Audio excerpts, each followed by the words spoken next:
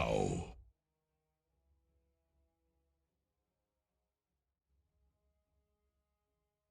10 seconds. 5 seconds remaining. Here's the Radiant ban. Here's the Radiant ban. The Dire get a ban.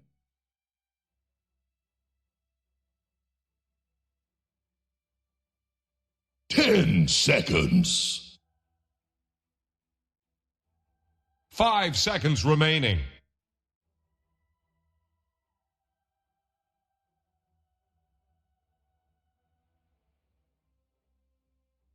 Radiant's turn to ban. A lot easier. To me, it looked actually pretty decent at the beginning for Gaming Gladiators. Like, early lanes were not that bad.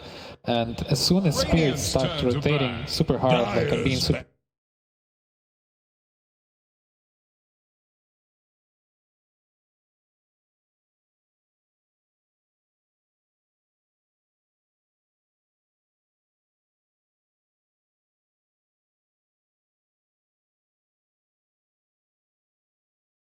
Yeah, I think my theory so far of like what Team Spirit's trying to do looks true with these bans. Like, they don't want Dyrachyo to play CK, they don't want him to play Weaver. He has played other heroes like Alchemist, Razor, but those are much later picks. And if they are on the first pick, by the way, Gaming Gladiators, they chose first pick this game, so they wanted to change just the draft order up just a little bit here. And it's pretty clear, Toro's going to be like, I will take these away from you. These heroes, I don't play a lot of them, but I'll play them. I'll play them just as good as you, if not better, which is getting into your head for sure. But now you're in a situation where Dyrachyo, he's been playing a bunch of Weaver, a bunch of CK, and then later on the draft, this Alk gets banned. It has to be a perfect Razor game. I think Dyrachyo's hero has been very key for Gaming Gladiator's success here, and Team Spirit's really focusing it down.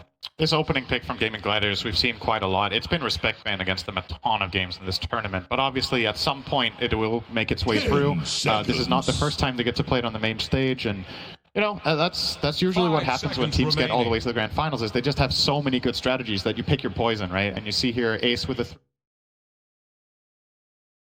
Spirit probably feeling pretty good about breaking his 0-loss streak on the Lone Druid. It was 4-0 before the last game. They took that one out. Now it's time to take out arguably maybe his second best hero of the tournament. Yeah, I think that just speaks to the confidence of Team Spirit. I think last game they left the Pangolin in, they left the Lone Druid in.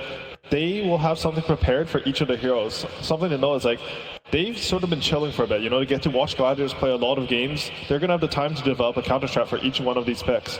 I think what Fear said was right on the mark, like making sure that Dyrachyo doesn't play these aggressive carries and keeping off the Weaver and CK, it looks really good for him. So I think they'll continue to want to do the same line of thought, like just make sure that your Dyrachyo's game's a bit more slowed down. Ooh.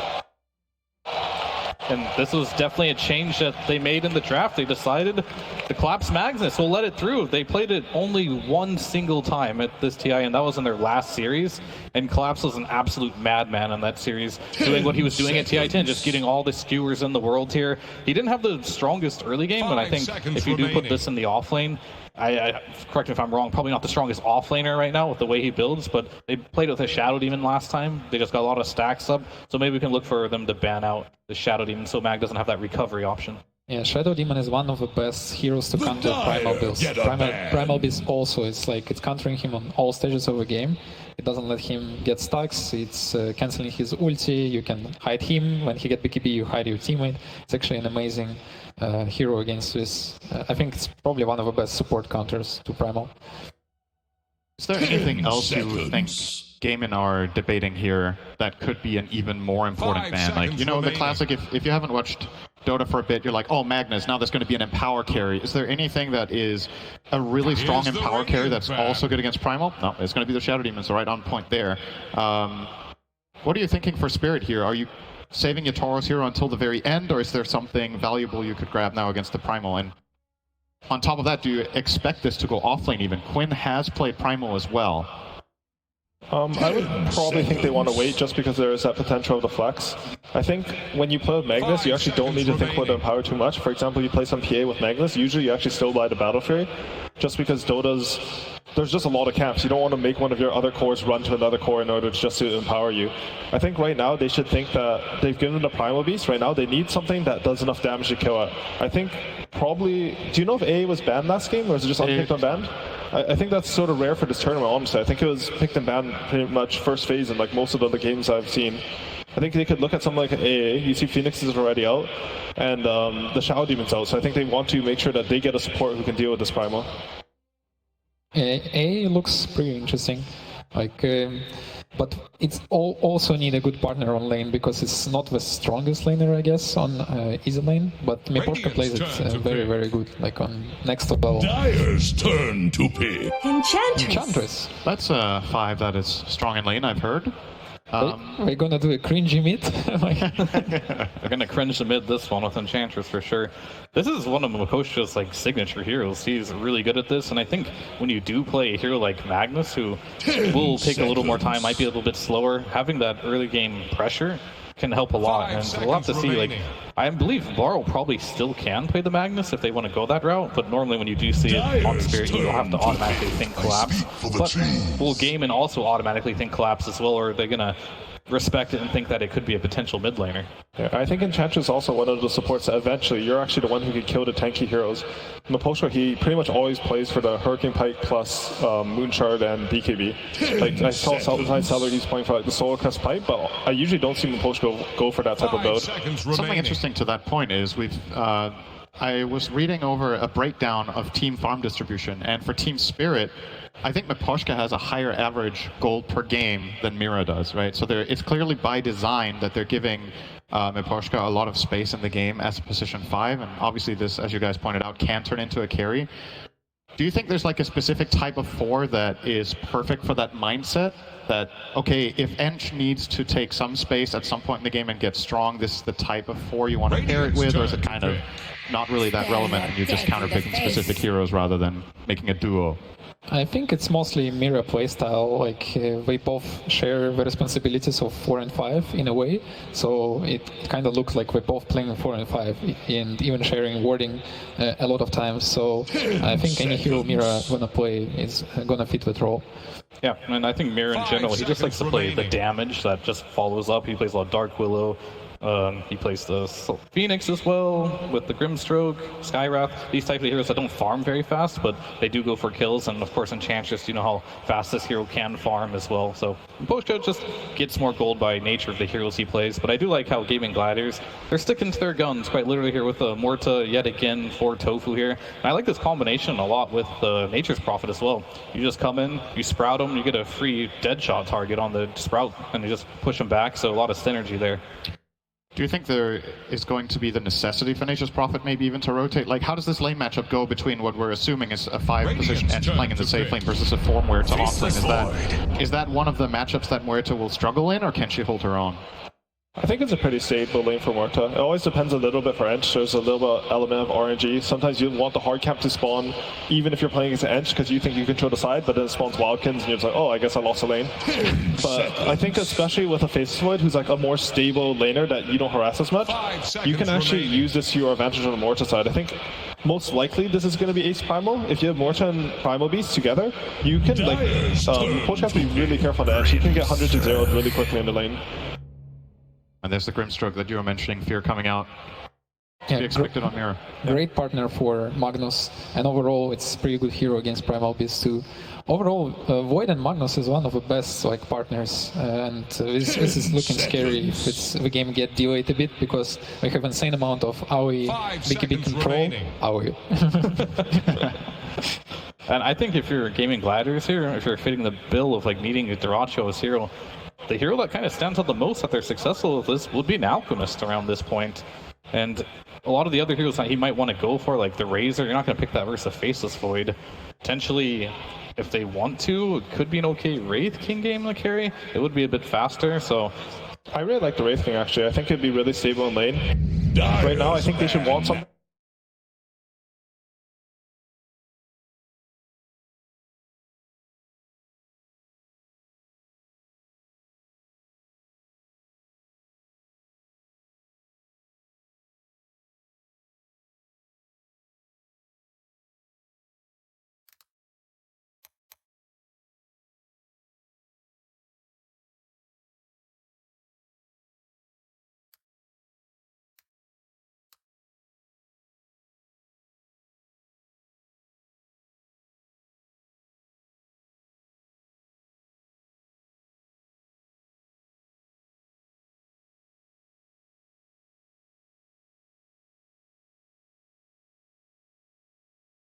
I'd be really happy with the Primal Beast on 3 and Wraith King on 1, but they definitely could do it. They could switch it up if they, even like at the end of the draft, they could pick another hero that's flexible to another role and just keep Spirit guessing. It wouldn't be a bad idea. I think, personally though, like the only other hero I can see sort of slotting into the safe lane would be the Alchemist that Fear mentioned. And I'm not too sure like if he does that job better than Wraith King. I think he's a bit more susceptible They did to ban pressure. So they are keeping So they are thinking right. that it can be an offlane Wraith King in mid-primal. Yeah, we can still pick a carry hero too, but we're not really flexing that much because last pick is still on Team Spirit. 10 seconds. I'm just looking at what carry heroes are left that if they get banned here, that's going to be 5 good versus seconds Void. remaining. Is Wraith King going to be the most punishing hero for a Faceless Void in the laning stage as well? These are all the decisions that they need to come up with, because Wraith King is already really greedy if it's an offlaner, which would give you more space technically as a carry to make things happen, but a lot of the good ones that can be faster are probably just going to get removed. This is quite a rare sight in the last phase, right? To see a team ban one carry and one offlaner. I think most of the time you kind of commit to the one idea, okay, this is the biggest threat, is that they put the heroes in this way. But the way Spirit seems to be approaching this is these are the two specific heroes that cause the most problem for our Faceless Void, it seems like.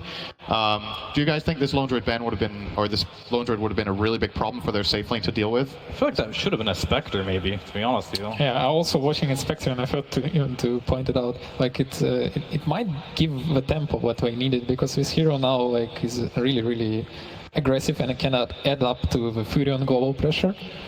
Can't really get chronoed either, right? Like Magnus initiations kind of get ruined by this hero. It's a little bit different. You don't have the global until you get the Aghanims, but still, whenever you think about playing versus a Faceless Void, you want to play a hero that just doesn't show up to the fights with illusions or has 2 lives, or can just have infinite jump from like anywhere on the map. So that could be a good choice if they do want to put this Primal into the mid lane. These actually are 2 pretty decent mid bans for Primal as well. Both Necrovolts and Evoker I think have pretty good matchups for some. So I think they might be looking to get a new carry here. 10 seconds. Just the Invoker ban protecting against the EMP for the Wraith King regardless of role. Radiant's turn to I pick. think it's there, of course. Okay, Morphling. Well, this hero is like pretty decent in lane versus Magnus because you can match his humongous base damage. There's really no kill threat as well with the Magnus against the Morphling, so that does help a lot. And of course, the attribute shift will help if you get Chrono Steered. 10 seconds. But this hero is slow, and this is not how Gaimin has been winning most of their 5 games, by seconds remaining. Duracho just sitting back and hitting timings. They've been in your face, so it looks like Gaimin's adapting to the series. They might sort of have a read, because they have a Furin with Scrimstroke, which I think is a very favorable support. Coming full circle here. But I think if Morphling wins his lane, then he can actually be a hero that's sort of impossible to kill on the map, and he's actually pressuring a safe lane, but you have to win your lane in order for that to happen. I believe this matchup, the Morphling against Magnus, was the exact one that Spirit played against LGD in the upper bracket. Is that correct? I think that was how they tried to solve Yes, they did. Nothing to say Magnus. Yeah. Do you think the conditions here are equally good? Obviously, Spirit did come out ahead in that game with the Toro and the Morph. Or is there something to be worried about for Duracho? It's a different type of game, I would say, because in the last game, like Collapse was playing CK, just crushing the lanes, which allowed Yatoro to get the farm, and Spirit has proven that in late game, they're that type of team to take it. All right, that's going to conclude the draft for us here. We are going to go over to a 10 coach seconds. interview with CY from Gaimin Gladiators. 5 seconds remaining.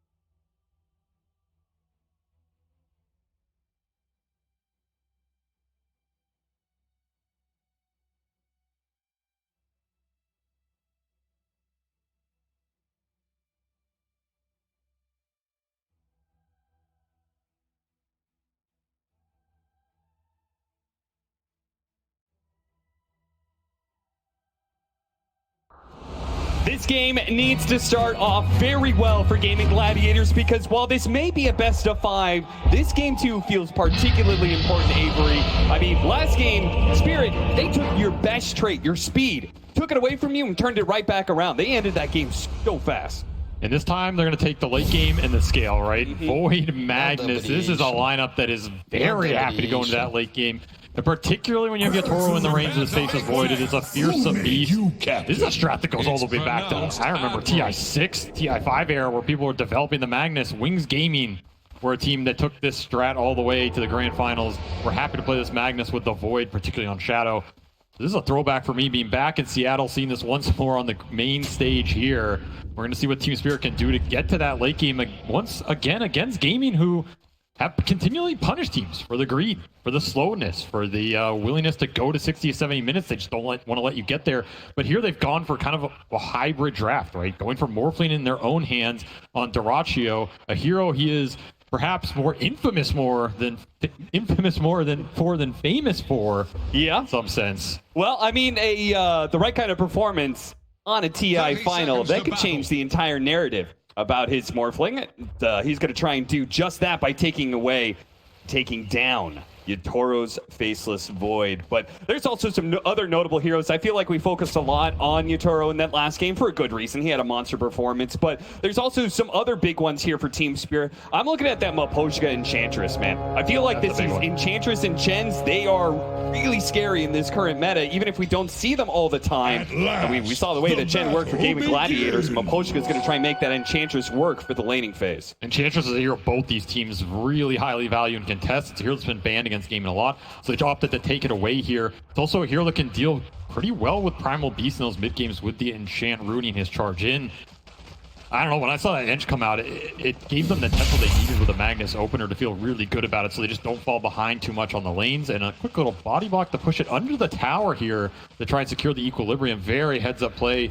Dyrachyo read it, got a block of his own, and it will end up outside the tower. So nice heads-up play by Dyrachyo to counteract that, as they're going to start 3 top. Maybe looking for a cheeky kill on the Furion, who's TP'd up here. Yeah, that would actually be an interesting idea, but they quickly abandoned that. Celery waves goodbye to the Enchantress as Maposhka heads back down to that bottom lane, which is going to be Ace and Tofu in the Muerta plus Wraith King, the double undead hero against the Faceless Void of Yatoro.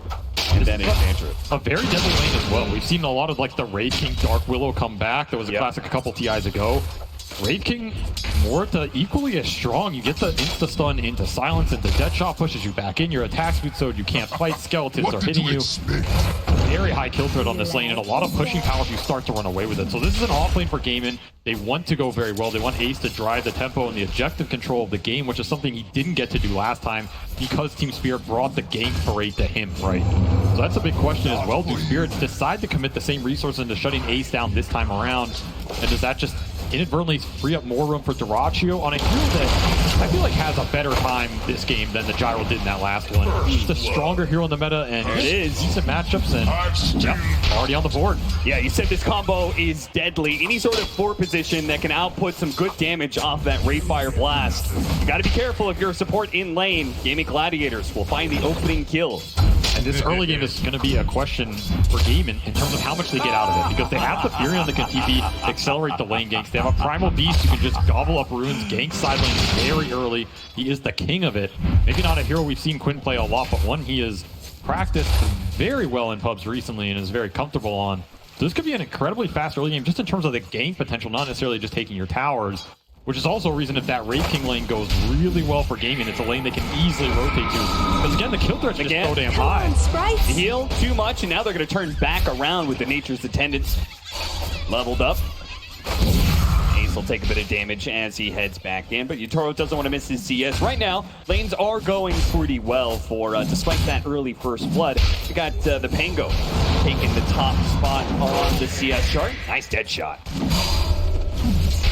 Laurel can do this. It was kind of a quiet Pango game last time around, right? I think Quinn was struggling to find his openings, and this is a hero you can get to play your tempo game to control the runes combat where Quinn wants to go with the Primal Beast. You can definitely turn some of those ganks around. I think that's what Laurel's looking for more than being the aggressor, right? I think him just going in these lanes is going to be difficult because you don't have a lot of damage fall, but if Gaimin overextend, dive you under one of these side lane tier 1s, then suddenly the Penguin can come in with a counter gank and the Rolling Thunder and turn things around. You're really happy with that type of gameplay here. Because again, you're farming it up. You got Magnus Faceless Void. You know Gaimin are going to go into you. This is a hard duo to match up against. You throw that Inkswell on the Magnus. He pulls you closer with the Shockwave. You get hit by the stun, and then that stun leads into a free skewer back. So even underneath your tower, you are not safe. And the Grimshark could be really nice this game as well. Just throwing it on these cores that want to jump in and get the extra, you know,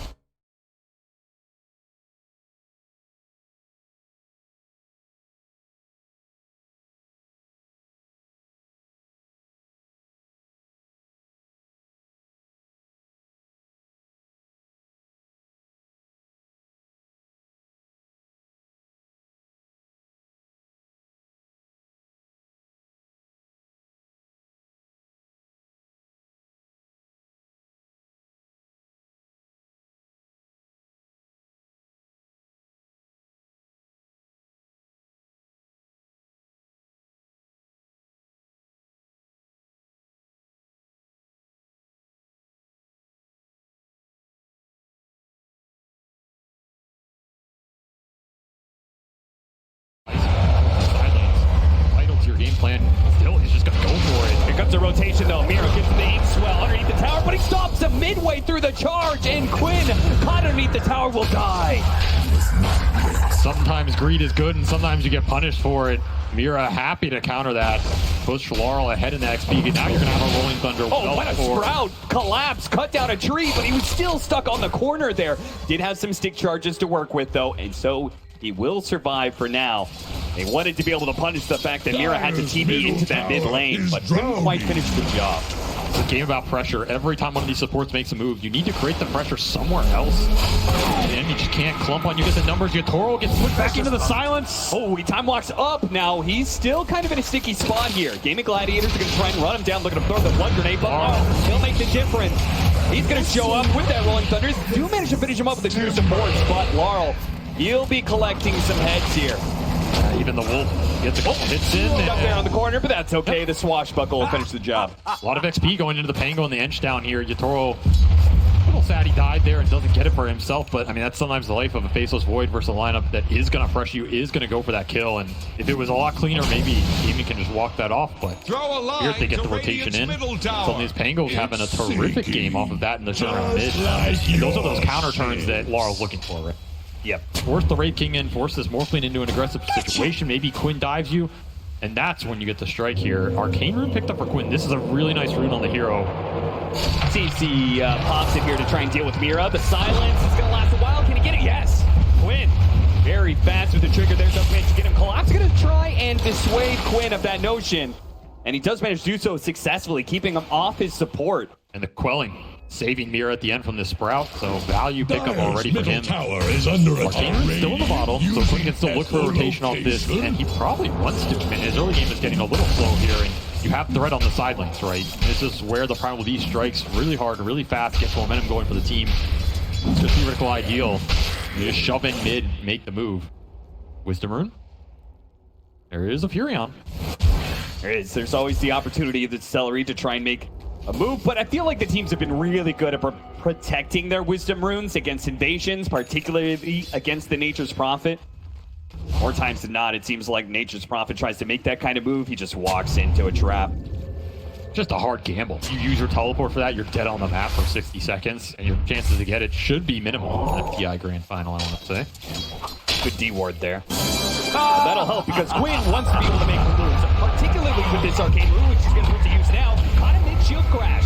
So that ability no longer there, and with the two support rotations, it's easy to kill Laurel.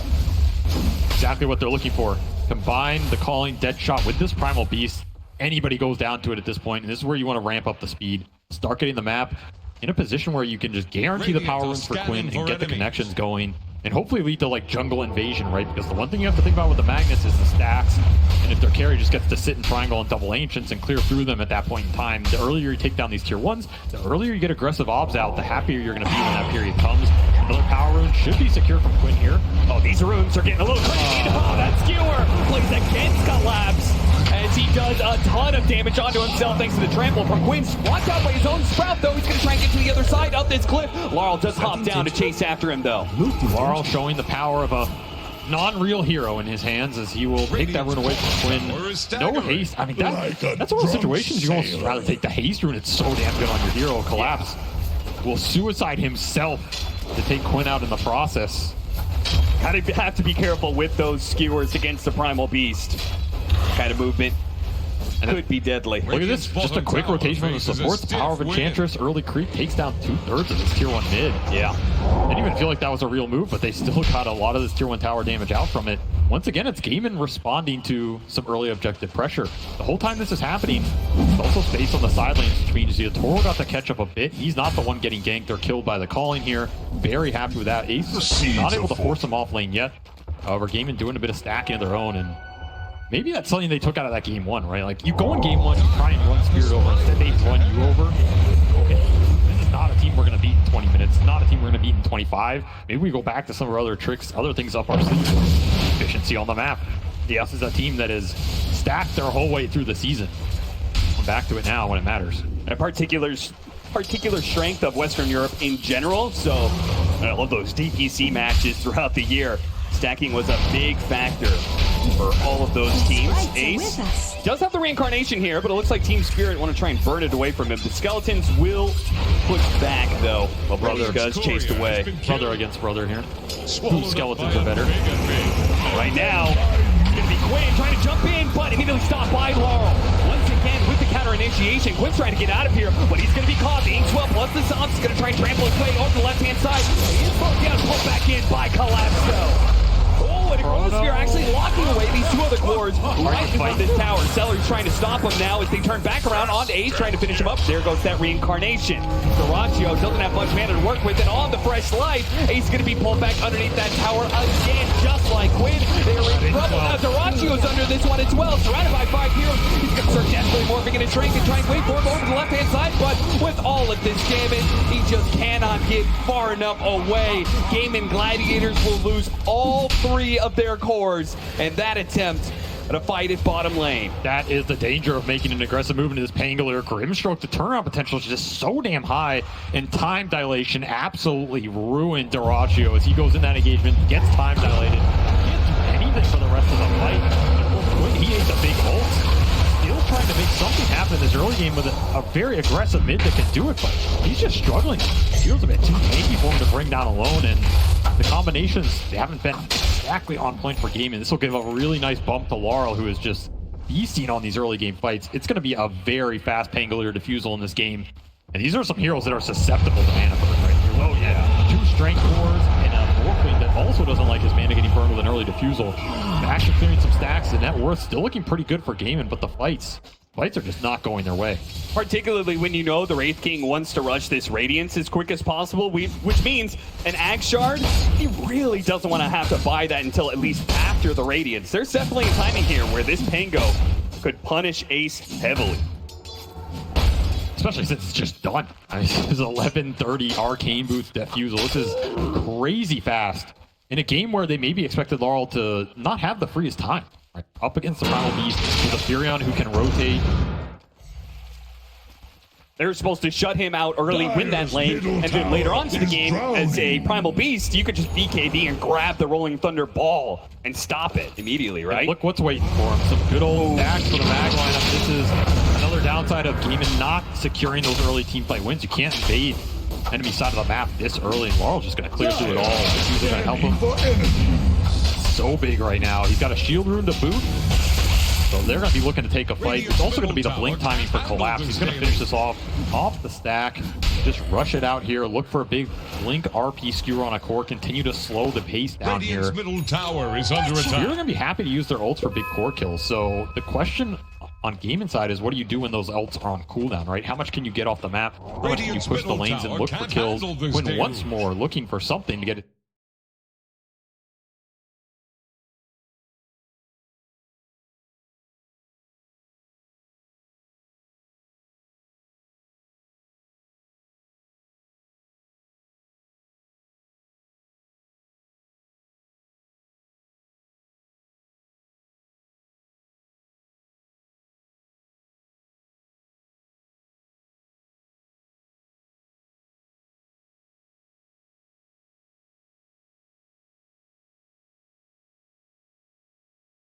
to make early. I mean, there's a lot of Magnus teams over the history of TI, and I think all of them will say, if you are even at the 15-minute mark with a mag lineup, you're winning the game. Like, you're happy because you know this game is going to get extended. You're going to outrun the enemy. You're going to theory outscale them. Now, a lot can happen in those fights. Lineup of Gaimin can scale very hard. You see Primal Beast go very deep.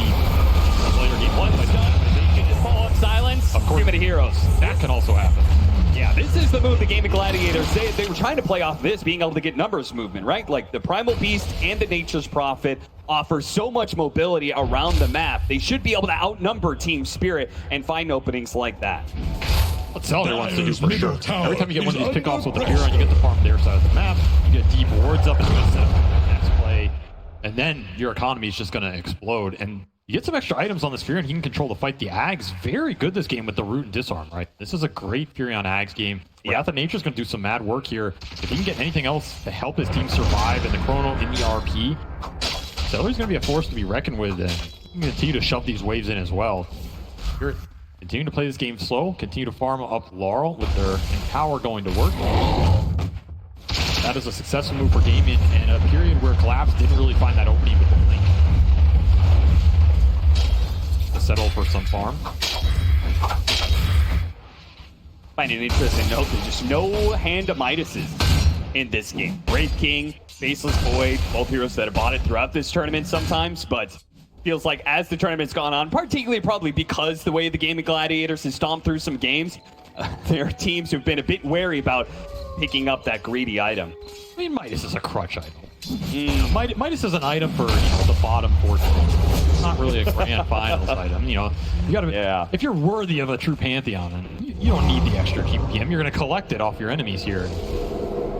That is Collapse can do that. He's still trying to find something with this Blinker. Maybe he's just happy empowering his other cores and letting them take the bulk of the net worth. The Toro still pretty much untouched during this period. He's just going Mask Madness into Maelstrom, power on top of it. This Void is going to keep up and farm, even with a Radiant Skeleton King. Am I allowed to say that? Farming up the entire map. He will match him. Oh, Laurel?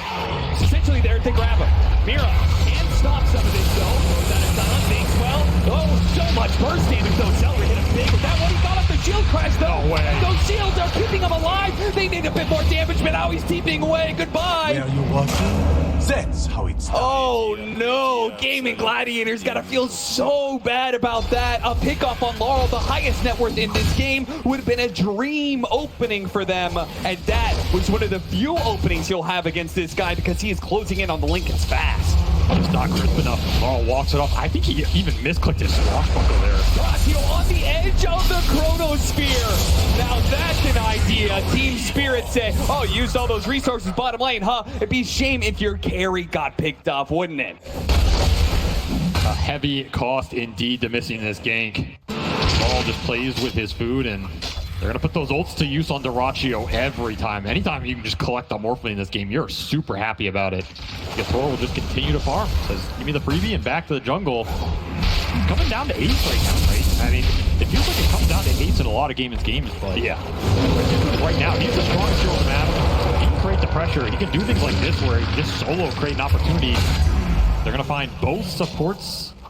Ace will walk it off. Yeah, he's got to back away. He showed so many heroes up there killing Moposhka earlier. Moposhka, again, continuing to play very aggressively. I mean, the Tree Protector, he was on Gaimin Gladiator's side of the map all the time because he was invisible, but this Enchantress seems to have a similar game plan. He's going to be playing up in Gaimin Gladiator's face, and that does, even if it costs him a death every once in a while, it does create information and space for his cores. Particularly when the Chrono and the RP are down. Yeah. This is where Gaimin can pretty much run the gambit of the map, choose which objective they want, and claim it for free. There's no way you're fighting without those big ults off cooldown, or without Collapse being stronger. Skewer on Skewer play. You're coming with me, You're up into the TP point from Quinn. Collapse, as long as he keeps the damage on him, he's not going to be able to blink away, and Quinn will finish the job. Great move from Horacio. Those are the kind of plays you need to see here. You want to be able to take down the best team at this tournament. You need to be able to pull off some solo moves like that. Create the pressure that's going to create openings elsewhere. It's suddenly Horacio. This stolen Empower is pretty damn nice. He can throw it on the Wraith King, he can throw it on the Primal, especially bonus damage on Primal. Quinn is going to be very happy with that.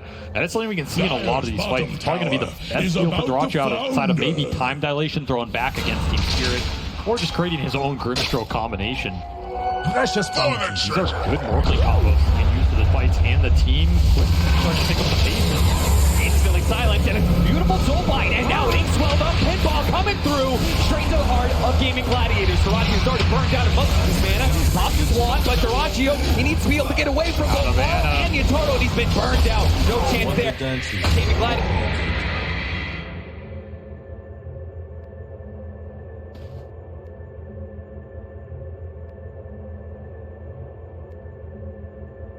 He still have a chance though to be able to fight back around Ace and his Radiance, but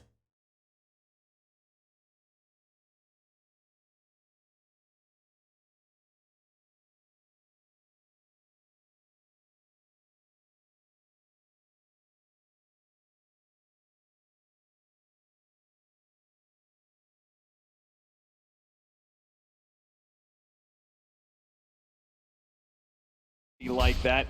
You can stretch out, claim.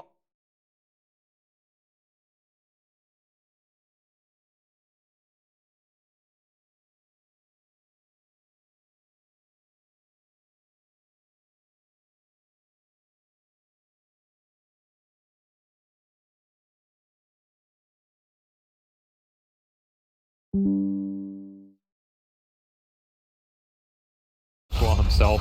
Yep. He's going to be tier 1 down in the bottom lane as Laurel marches forward confidently with his Linkens, because what's really going to catch him? It feels like he's most of the time going to have a chance to be able to escape if Gaimin Gladiators ever try and jump him here. That's a really fast Linkens as well. This is Mag Pango in its prime. Take a hero that is not afraid to fight off cool. They're really going to farm the Tormentor right in front of Gaimin Gladiators' base? That is crazy, but they just did it. 4 heroes, that's all they needed. Meanwhile, Celery being gone on by Yatoro. He just gets a bit of a poke, gets a reaction out of Gaimin Gladiators. Ace will try and punish him, but no follow-up. Yeah, he needs a lot more. Celery's going to try and chase up. The TPs are coming in here, tries to block him out with a Sprout, but Yatoro is running free. Dyrachio chases after him, hits him with the time dilation, but it is a very, very good move from Dyrachio, but he gets it. He gets that kill, though, turns back around, on the collapse. Oh, RP'd right in front of that tier 2, but silenced up just in the nick of time before his Spirit comes through. He wants more. Yeah, he does. He sees the opportunity, and what a beautiful entrance from Dyrachio into this game. That is the power of stolen time dilation plus the time walk, right? Infinite chase potential. Suddenly, Faceless Void can't do the same back, and Dyrachio says, 2 can play at that game, Yatoro. I can get aggressive too and make it work. Just creates an opening out of nothing there off a chase that felt, like, what is Ace doing here? He's wasting his time? Not at all. Everything coming together, gonna propel Celery up that board as well. Imagine you have that Axe Wrath of Nature here, right? Suddenly chases like this become a lot easier. Oh, yeah. Toro, he's just still looking for that big Dispel item. His choice will be Manta first over the BKB, but until that's out, Dyrachio has a decent opening in these fights, and you got the RP out. Yeah, it actually just leads Gaimin Gladiators into more opportunities, perhaps. That Axe. Into the Celery if you can fly it out. Okay. That is something that can bounce through, lock these heroes down, create more openings for the Race King Primal to get in there and head up that front line. Second Tormentor will go to Spirit's way with the Shard.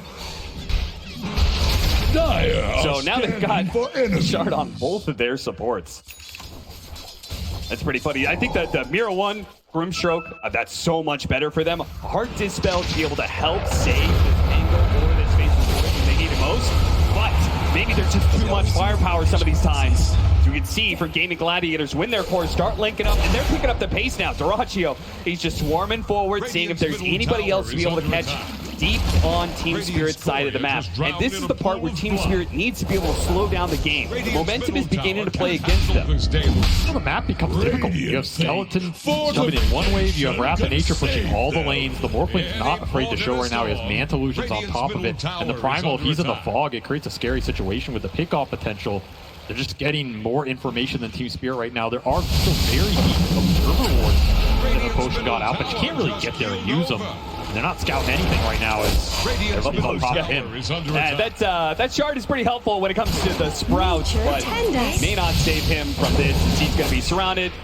He'll create a little bit more time, a little bit more space. In fact, he's going to go for the TP away, and there it is. Okay, they do manage to stop that. That would have hurt Gaimin Gladiators a lot if they let him get away from that. Solid space, sure is what he'll say. Yeah, absolutely. Time to try and get to the Dispel item on Yatoro, as Collapse will finish Harpoon. He can't really deal with time dilation in the fight if it comes out. This is a very aggressive item. He can lock people down, guarantee the skewer better. But if the fight starts on him, it could backfire. Quinn's still working towards that heart. So, Gaimin looking for the next big damage items that are going to let them ramp this game up. And of course, Ace still sitting top and pretty here. He's the big objective driver, so if he decides that they need to force tier 2, go for Roshan, where they want to fight and how, it's up to Ace right now as he is the front line. Toro calling for a smoke, looking for some kind of pickoff here. They get the right kind of opening, they could translate this into a quick roach take. Exactly. They're looking at the corner of the map, so anybody that dies down here, Yatoro's instantly going to go in the pit. He might just do it anyway. Yeah. Gaimin Gladiators, they look inside, see if it's actually Gaimin who's taking that Roshan. That's going to be pretty tough to deal with, Yatoro, with that shard jumping around with Inkswell on top of him. So even if you catch him midway through his time walk and stop him from leaping back into play, there is that Dispel that can come out. That's why you want to create a situation where he has to choose between chronoing the front line in the Heart Primal or, you know, the Wraith King with 2 lives. Oh, if they make this move fast enough, it could be massive for Gaimin Gladiators. They have a double damage in Morphling's bottle. If they can get to this fight in time, Team Spirit may get wiped and lose the Roshan fight, and they are not doing this fast enough. Gaimin Gladiators are going to get here, and it looks like Team Spirit has made the right read. They're going to smoke, backing themselves away. See if they can find the opening on Gaimin Gladiators. Instead, it's on the high ground. BKB immediately goes out. Now he has to turn and chase, but he's not going to be close enough. Team Spirit got something big out of him. They hit him all. They jumped into the RP. Gonna have to do all the damage from here on out, but the Rolling Thunder is dangerous. It slows him down with the badges, and the Rolling Thunder hits, and there's no chance. And now they leave Quinn. Yeah, trap him inside that Chronosphere. His BKB is gone. Hit the rest. Oh, it's Gaimin Gladiators who had an opportunity there to be able to upset. But now, just what they feared the most, which was losing a fight and giving the Roshan to Team Spirit, that may have just occurred. It's going to switch the side, so they're going to have to run up top. They might not have enough time before Gaimin respond. I mean, you got to remember, they can TP to this dire outpost up here as well if they still have them off cooldown. But damn, what a heads-up RP from Collapse. That is a team fight salvaging RP as the Wrath of Nature just got them all on the backside, and Dilation was thrown out early here. So right there, it goes on Quinn, but that opens the fight for Dyrachyo by a decent margin.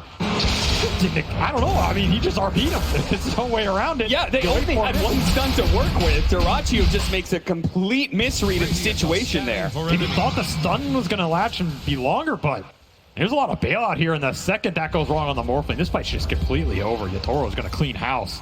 You cannot give too many of these openings. The upside, though, like we said, is Roshan switch sides, and the respawn timers were not too long here. So Dire side going to work for Gaimin as they come back into this map and stall out the Roche a second time.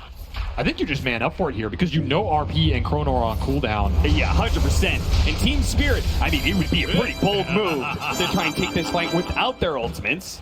No, they're just looking for the pickoff. Not going to find it, clear the wave, but this contest, it's all on Laurel with the Rolling Thunder. Maybe he can take the fight afterwards. He's thinking about going in with the Inkswell. He tries to jump in, see if they can get the skewer pickoff. No such luck. Gaimin Gladiators retreat very defensively after claiming that Aegis. They know Team Spirit are bold enough to make a move like that. They respect it. They'll back away. Dyrachyo will try and get his farm into the Silver Edge, which is a great way to be able to find some of those backline heroes. I mean, I think that Grimstroke is a big problem for them. It is. The Link and the Dispel off the Swell are both really nice here, especially when you just throw the Cell onto the Faceless Void or the Magnus. They get a free jump, and if they get stunned, you just bail them out, right? I think we're going to see that the whole game. It's going to make sure that both Collapse and Yatoro can hold their BKBs or the Mantha for as long as they want here, and Mira can bail them out. Or you can also just throw it on the Pango and let them roll in. Yeah, speaking of Pango, his item timing was definitely delayed quite a bit, but he's finally going to get there. He got that Linken's a while ago, but the Aghanim Scepter that he was looking for next will finally be complete. Hurricane Pike from Mapochka. So the damage starting to heat up here for Spirit as they're going to spread it across 4 effective cores going into this late game. That is why they love the Enchantress. Mapochka is going to start to cause his own mischief in the fight. And that pushes the question back to Gaimin in terms of how are you scaling in this game, right? Because right now you have an Aegis, you have a Morphling pushing towards Silver Edge. Ace just hit his BKB timing here, and the heart is a couple hundred off the Quinn. So you have some really strong fighting items coming out all in the same interval here for Gaimin. You would really like a good team fight out of this, especially if the Chrono, the RP gets wasted, or if you trade an Aegis for it. You might be okay with that in the long run. You can at least find something on the backside. Because right now, you're looking at Yatoro. He has a Manta. That's it. He did not go for a BKB on the Faceless Void this game. He's just hyping up the damage here, abusing the fact he has a power. He's going to go for a later Lincoln Sphere, but it will be collapsed with that BKB. It's a question of who do you want to start on? Maybe the Silver Edge is going to give Dyrachyo the option to put his aggression to use and just start on a support, start on a core, give the vision for a Wraith King jump. Vision means everything here. Gladiators as they try and take these next few fights.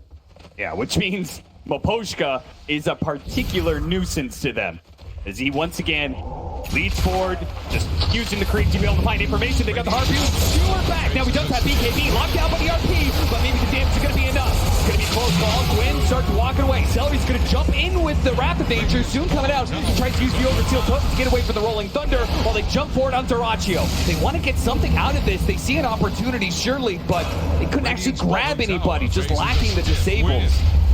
Glimmercape posing problems for Dyrachyo as well, and just can't see anything to hit. Team Spirit able to disengage after that Wrath of Nature rooted them all, which means Yatoro wants to go back. He's got an opening here. Looks for it with the Chronosphere. They were so grouped up on Gaimin Gladiators, but he does have the vision. He's now been grabbed. They actually have that AoE. The calling goes out. He's on the other side. He actually gets away. Things well. Time Walk undoes so much of the damage.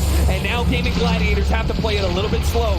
Have to respect that Soulbind. They cleanse themselves of the ghost. That silence is now gone. The Soulbind is away. He's still waiting for his opportunity to get there. Cole got 2, 3, 1 in the back, 2 in the front, and that's going to be the Aegis down for the Morphling in second life for both him and Ace, though. And Yatoro fight through this one. Is he going to be able to get away? The shot cut through, the entangle as well. That's enough. They bring down the carry. Now for the rest, Team Spirit. Playing back into this one, the Inks well. Now it's Pure, locking them together. Oh, maybe he can fight this one out. Dyrachyo waveforms over it, trying to separate from his team a little bit. Makes sure the swap puzzle doesn't absolutely decimate this like it does Tofu. Right in the back lines, Ace trying to chase down the wrong out, but Dyrachyo dies, and Snarl, he does manage to finish him off just on the very tip. Just enough to be able to get that kill before he falls. Collapse tries to skewer away, but locked down by Gwyn in the end. Cannot escape the inevitable, which is just too many lives on the side of Gaimin. A buyback from Celery gets another Wrath of Nature through. That fight lasted so damn long. And of course, you had the Aegis on Dyrachyo, the Reincarn on Ace, and Quinn just abusing this heart regen on the backside of that fight. The Chrono was absolutely beautiful. If you'd say buyback on Celery, 3 lives. Yeah. Gaimin Gladiators just brought more numbers than Team Spirit could possibly even dream of. It's like an 8-on-5 here, right? Yeah. So you kill 3 or 2.5 in the Chrono, you're going to take Ace on the other side, and they're all coming back.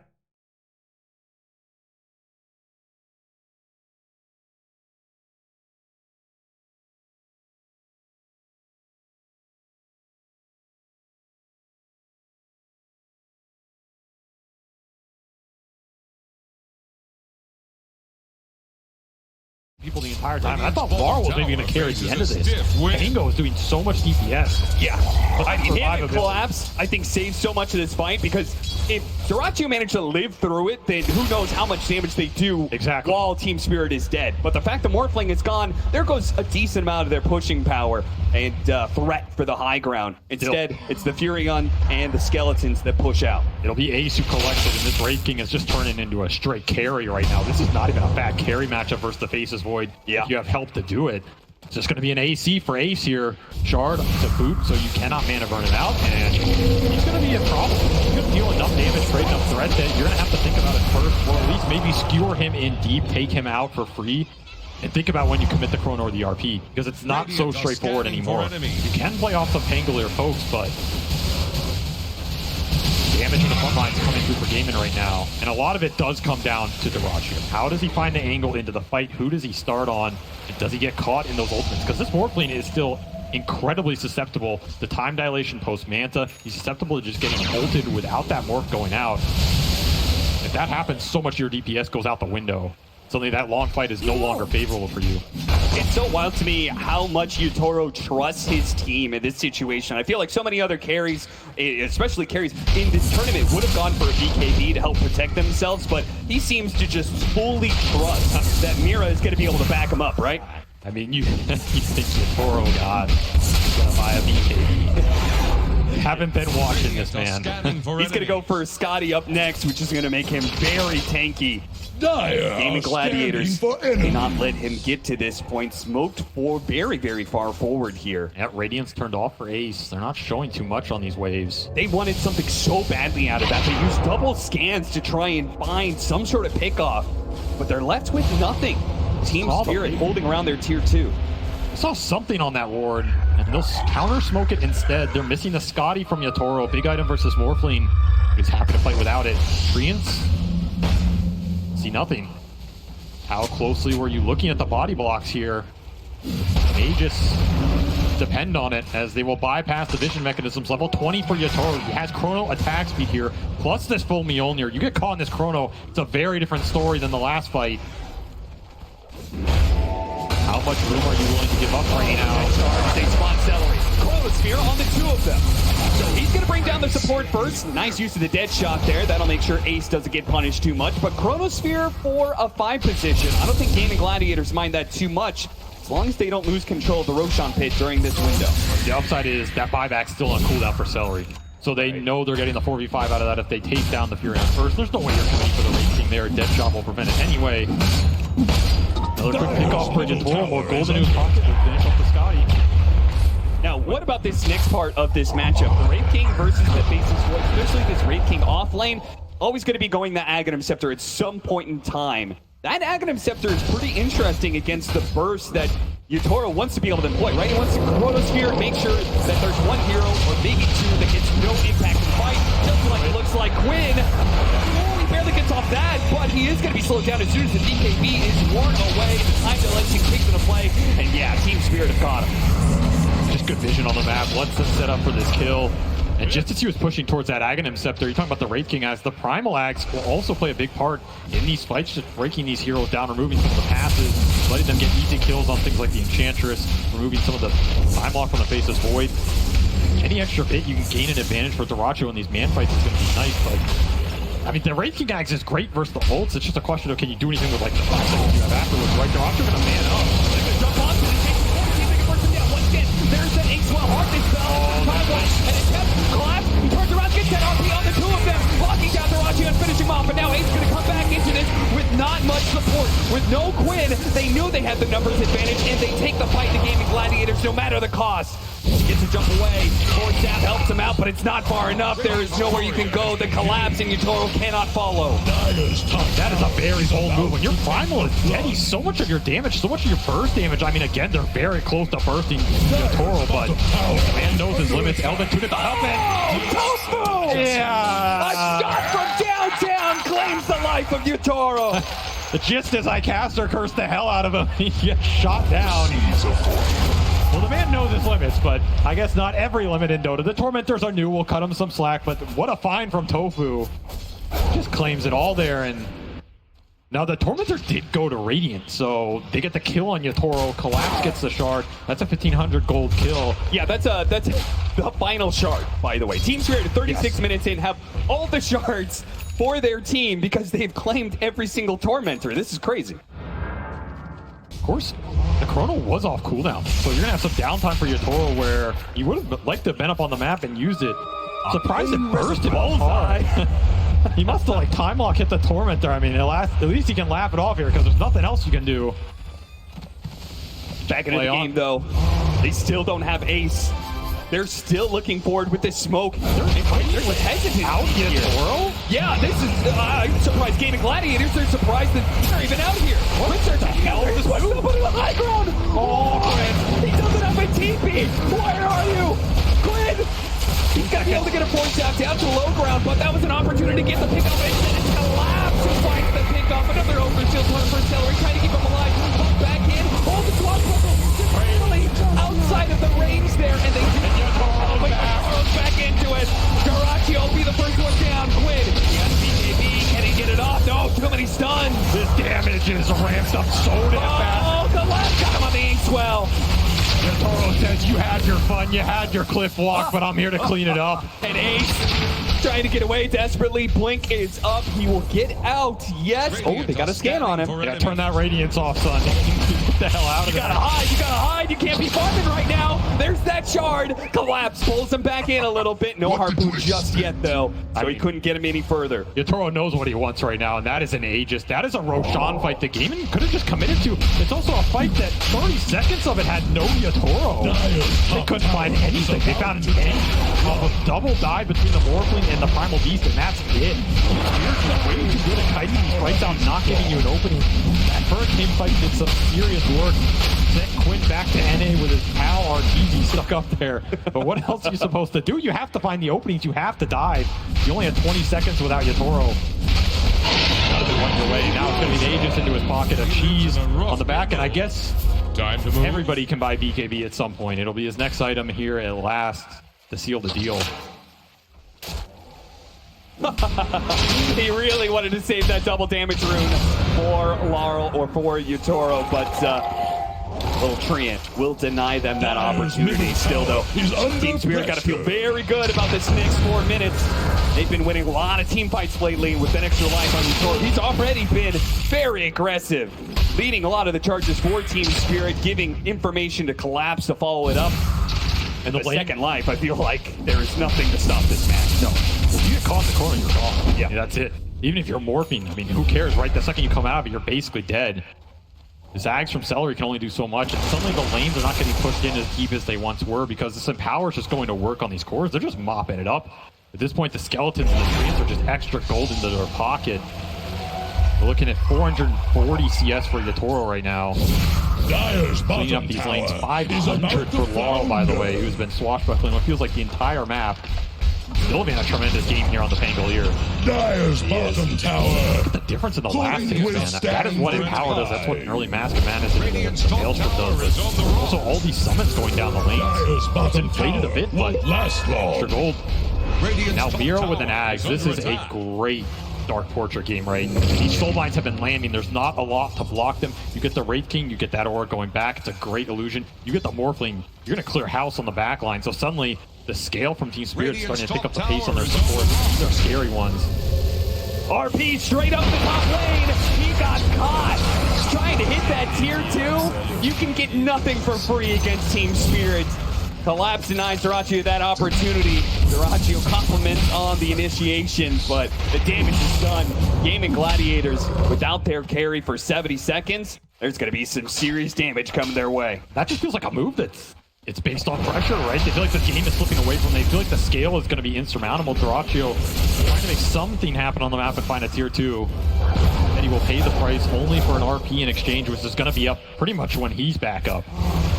How much do you want to push with this Aegis right now? Level 25 on the Faceless Void already has the backtrack talent. Just going to make that burst even harder. Yatoro says, this is enough farming. I want to end this game. Now, how much do you have to take the fight on your high ground? Look at them. They're just trying to catch whatever they can in the side lanes because, well, you don't have a carry, so there's not much point in acting like you're going to defend this mid lane. Have to use Ace's strength. You have to find a way to use this Wraith King Axe and the Radiance Burn. Get something going in the fight over the long duration. That's where the Pangolier shines. I mean, Laurel hasn't even had to jump in aggressively yet. He's just playing behind his other cores. Yeah, you have 3 lane racks here. They're going to go for number 2. Duraccio, 3 seconds on the spawn. Butterfly completed for Yatoro now. No MKB in sight. You're going to have to do this the hard way. Just charge in and hope it goes your direction. Checking it out, seeing who's TPing in. Toro with the Lincolns. Got an extra life. He's got a BKB in his backpack for that second life. And they got an opportunity from Collapse. Old Celery out of position. Duraccio going to try and use that Faceless Void form to be able to help out. But the corner here goes to the horse. The old Scepter not actually grabbing the real one. Pyro's still up and he finished off the Morphling so easily. Now the RP against the other 2 cores. Team Spirit so clean. The extra ghosts come out from the Wraith King. But doesn't really do anything. Ace just pops BKB on the second life. They do manage to get another pick here on his Celery. He tries to jump forward. They've got nothing left in the tank. On Gaimin Gladiators.